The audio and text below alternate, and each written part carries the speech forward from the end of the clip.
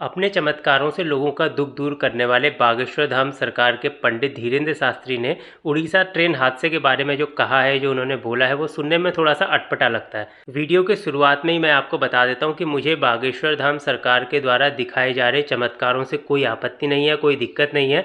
क्योंकि किसी के दुख को दूर करने के लिए चाहे बाबा चमत्कार करें या फिर आप कहें डॉक्टर दवाई क्यों ना दे किसी को, कुछ भी हो, अगर बीमारी ठीक हो रही है तो उसे अप्रिशिएट करना चाहिए, इसमें कोई दिक्कत की बात नहीं है। इसलिए मुझे चमत्कार दिखाने में कोई आपत्ति नहीं है। लेकिन जैसा आप लोगों ने सुना होगा कि बागेश्वर धाम सरकार ने ये बोला था, अपने मंच से बोला था कि भाई हमें दुर्घटना होने से पहले अंदेशा हो जाता है कि अभी ऐसी कोई घटना होने वाली है, लेकिन घटना का पता चलना और घटना को रोक पाने में बहुत ज़्यादा अंतर होता है।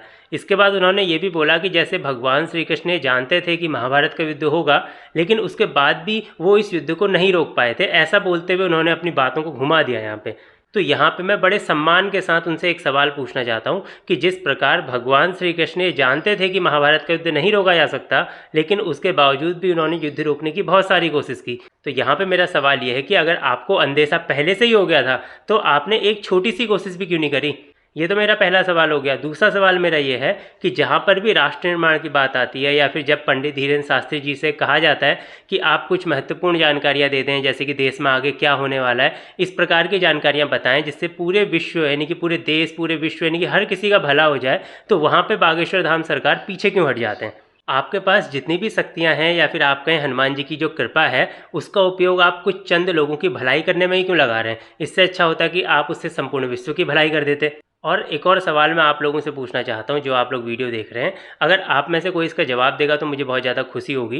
मेरा सवाल ये है कि जिस प्रकार बागेश्वर धाम सरकार के पंडित धीरेंद्र शास्त्री जी ने कहा कि हादसे का पता चलना अलग चीज़ होती है, हादसे को रोक पाना अलग चीज़ होती है, इसका सीधा सा मतलब ये बनता है कि जो होना है वो तो होगा ही होगा।